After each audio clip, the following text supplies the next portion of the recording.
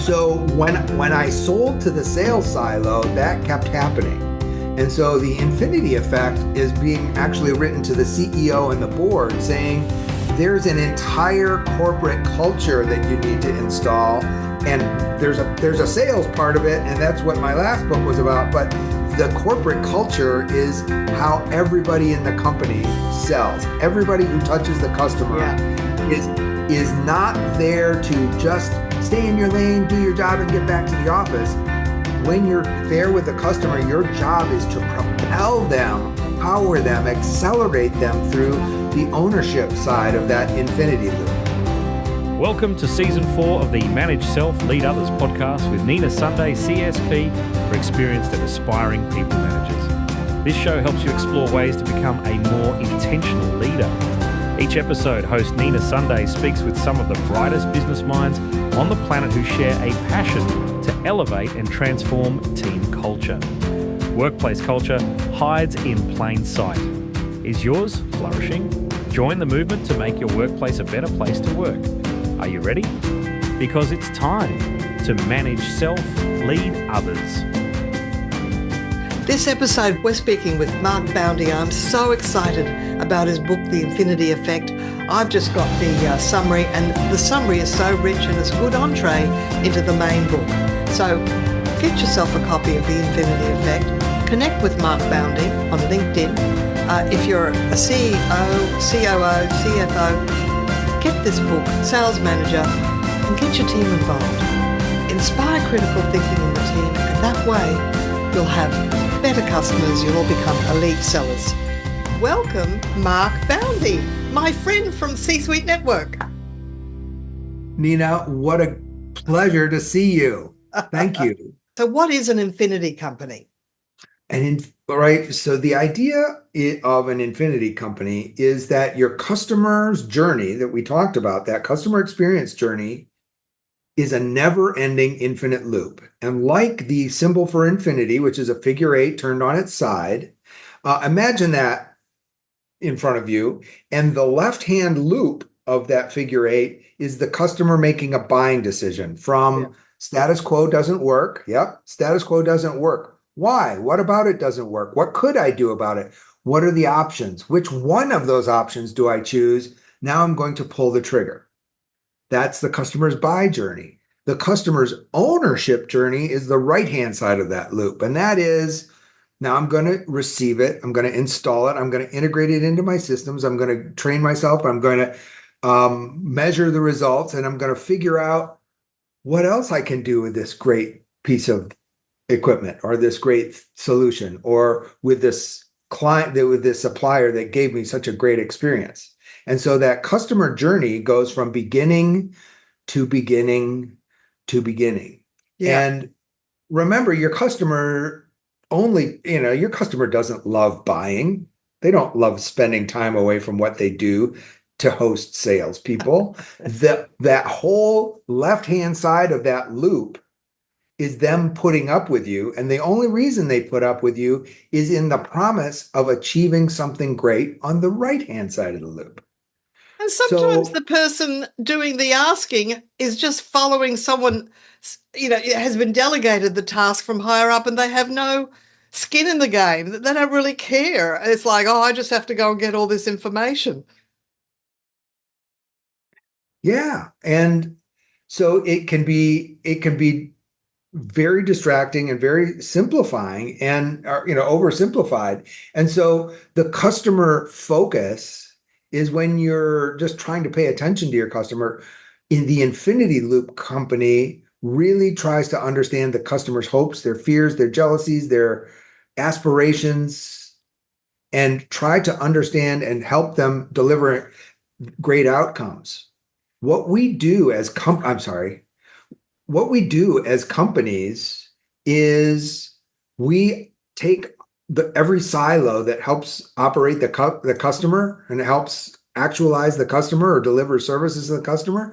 We give them inwardly focused KPIs.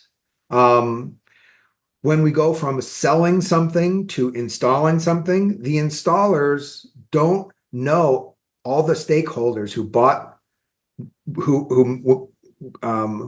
contributed to the buying decision, they don't know what any of the stakeholders are trying to accomplish. What they install to is a statement of work or a design, Right, right. a dry document. And the salespeople in, a lot of my clients have bought huge expensive sales training, and they bled from the ears getting their salespeople to understand every stakeholder and what every stakeholder is trying to accomplish. Then they win the deal and they throw that stuff in the can. They don't give that as the context to the installers, to the people who are trying to make yes, the true. customer's dream come true. Yeah. Yeah, I've seen that gap. I have seen that gap. Absolutely. And when you've got that gap, you've already killed the momentum with the customer. The customer's whole point of dealing with you, they're excited right then. That is when they are the most they're excited listening about to this me. break, right?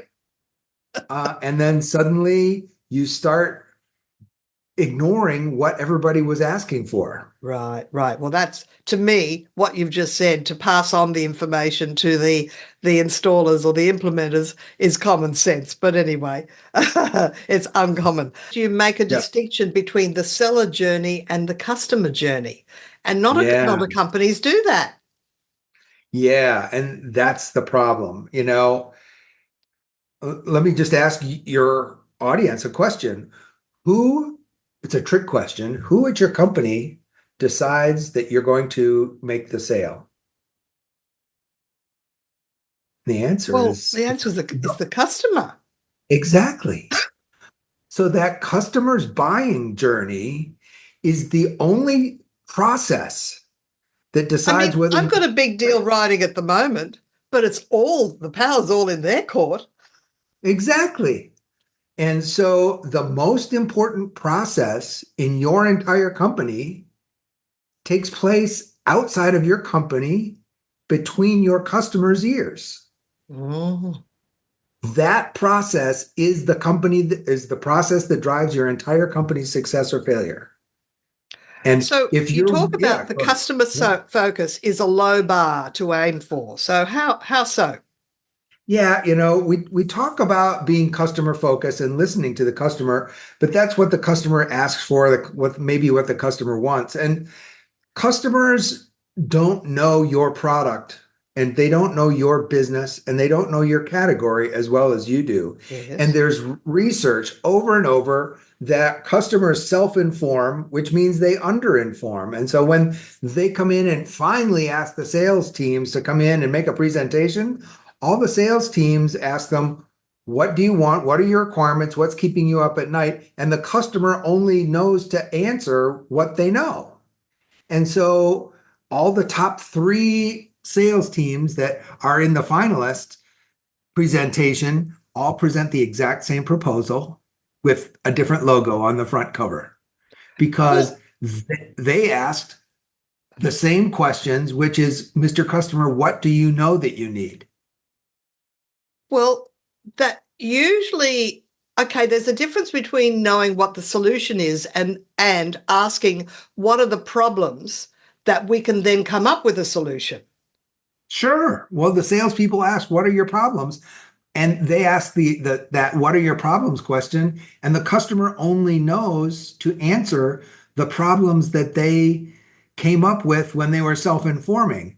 If you know your customer in ways that they don't know about themselves, and you understand things about the market, you can ask them, did you ever think about the risk that this is, right? I had a client that sold lab equipment for the hospital, and the hospital wanted to know how many tests you can take and how fast the tests take, and what are the reagent costs, and blah, blah, blah. But they didn't know that their test was a little more accurate. Well, they knew that, but they didn't know to go to the chief risk officer at the hospital to say, how much are you spending on misdiagnosis from that risk every year? Oh, gee whiz, that requires a great deal of critical analysis and root cause analysis. And business acumen. Yeah.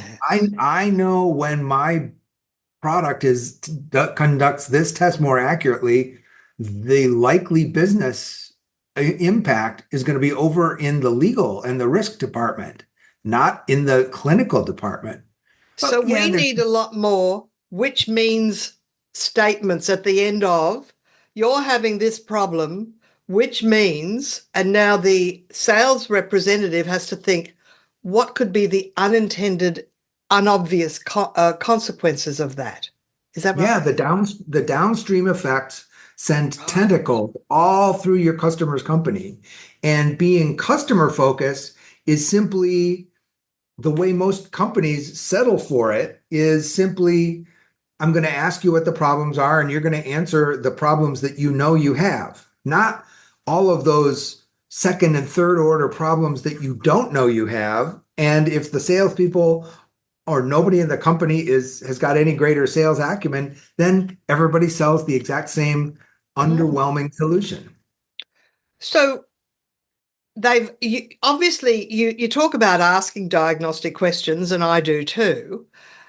But then there comes a point where you say, well, how do you open up the conversation? May I give you my perspective on this? Or, is there a way to sort of lead into that? Yeah, the other customers like you have found this to be true. Or had you ever thought about this? Or yes, that sounds like a problem. And in fact, it seems like when that problem occurs over here in this area that you weren't considering, this probably crops up. Have you ever talked to those people over there? So it seems to me now I have to go back to all my diagnostic questioning and go, create a little template for myself. When they say this, these are the possible unintended consequences or unintended ripple effect that can happen. I really have to start thinking about the ripple effect of their pain points. Exactly. Because everybody who's selling against you only knows the same pain points. And so everybody is selling to the same pain points, and everybody is selling, therefore, they're selling the same solution with a different logo on the front cover, as I said.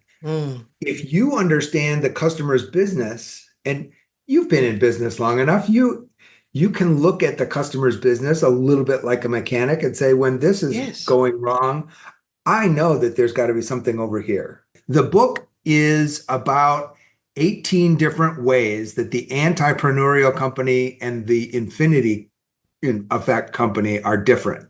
And so at the end of each of 18 chapters, I ask a question, how do you do this? And you give yourself 1 point for the entrepreneurial company answer and 5 points for the infinity effect company. And so you can grade yourself from 1 to 5. Oh, yes, I saw those. Yes. And if you want to move higher on that scale, I have a bunch of tools. And so in 18 chapters, I quote, at the end of each chapter, there's 2 or 3 tools, but some of them are used multiple ways and multiple times.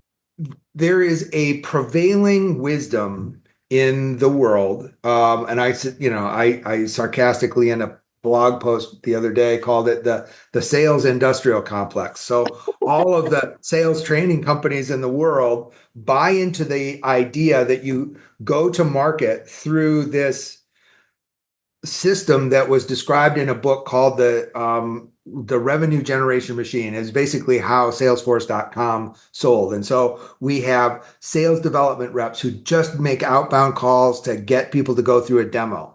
And there's inbound inside sales that kind of do the same thing. And then there's a demo specialist, and then there's a closer, and then there's an account manager. So we got hunters, we got farmers. And so we take all of the skills in that entire sales arc and we break them apart into different specialties. Division of labor. Right. We divide the labor. Or even like the conveyor belt. Everybody does their little thing along the way. Exactly. So if you're the customer and you feel like a widget on your customer's conveyor belt, that's exactly why. And I'm not saying that that's the wrong way to do it, but there are about 19% of all business-to-business companies in the world would welcome a salesperson at the very early, I'm trying to understand my needs stage. Like that's before I even generate options. Yeah. Before I'm even generating options, what is my problem here? and they would welcome a salesperson 19% of the time. And another 30 or 40% would still a little bit after that, but still very early. I'm trying to understand and set my needs. And so those customers on that end of the spectrum where they are willing to engage your salespeople early, right? And the sales industrial complex is adamant that customers go through 60% of their buying process before they talk to a salesperson.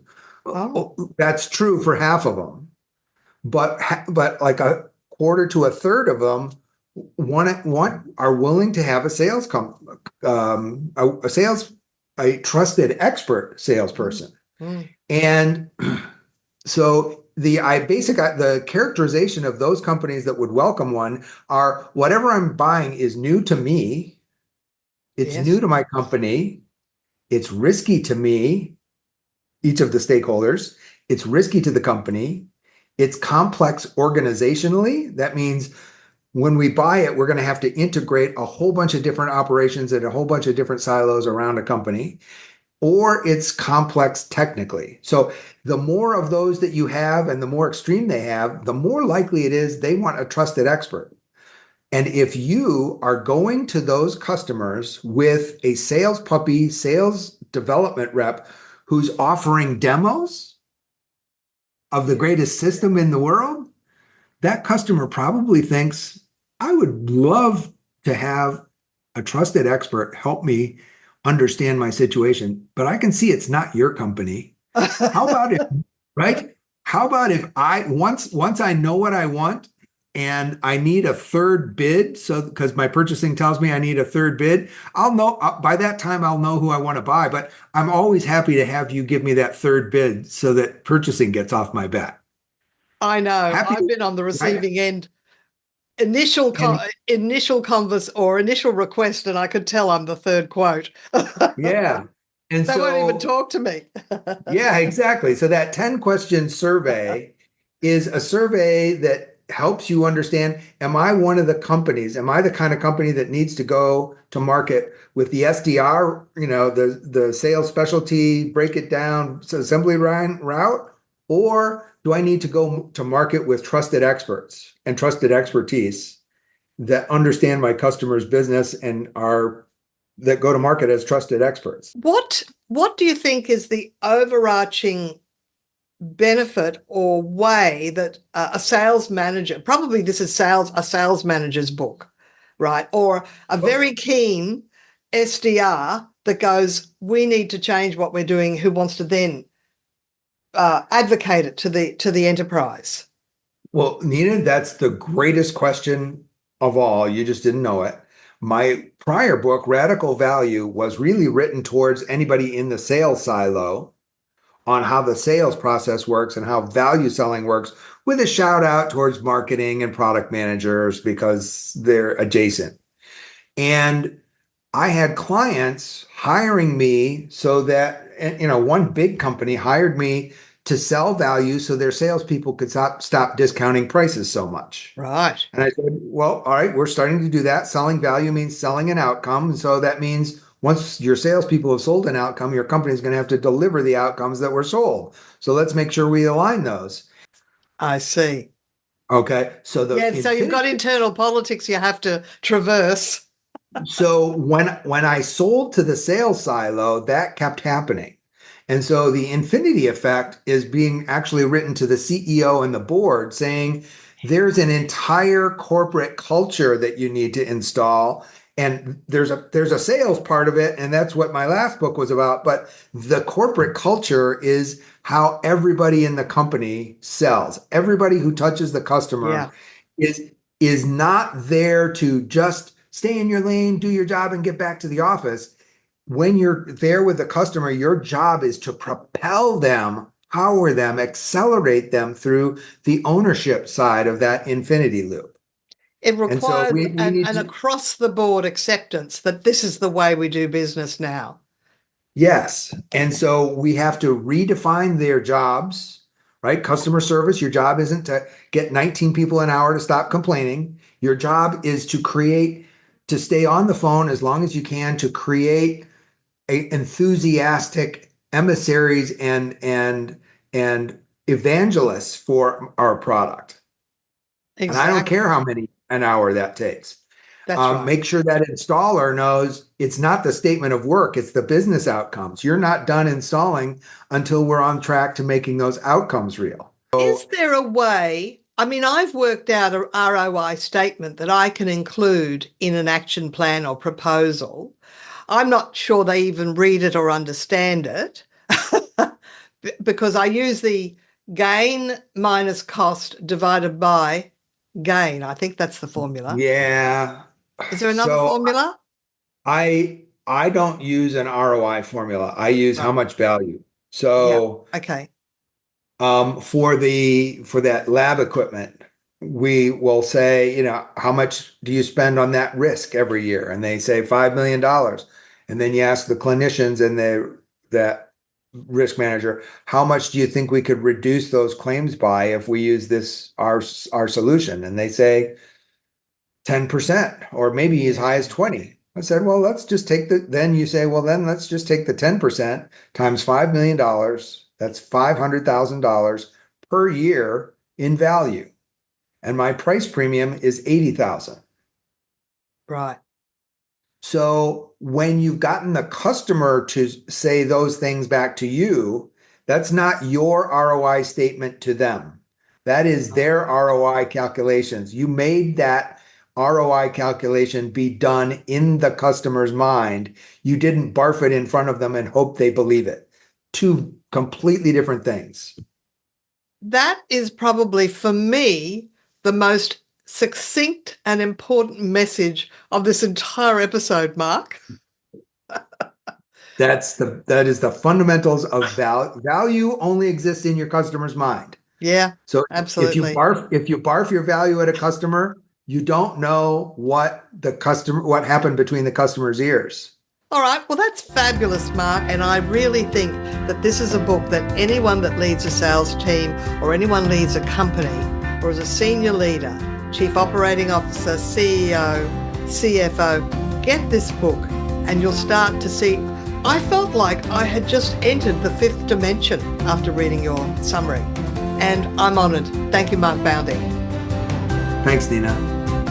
We've been speaking with Mark Boundy, the value guy. He helps companies understand value and to become an elite selling company. Mark is a pricing hawk who's learned that dropping price to increase demand doesn't work, and it is possible to sell more at higher prices to more satisfied customers at the same time. This is the Manage Self-Lead Others podcast. My name is Nina Sunday. Bye for now. Nina Sunday CSP is on a mission to help leaders transform culture. Nina Sunday travels from Brisbane, Australia to facilitate half-day or full-day workshops at your location anywhere across Australia. For a list of Nina's topics around leading people, productivity and communication, go to brainpowertraining.com.au/signature programs to request a tailored proposal. To book Nina Sunday CSP to speak at your conference in Australia, New Zealand, Asia or internationally, head to ninasunday.com for details.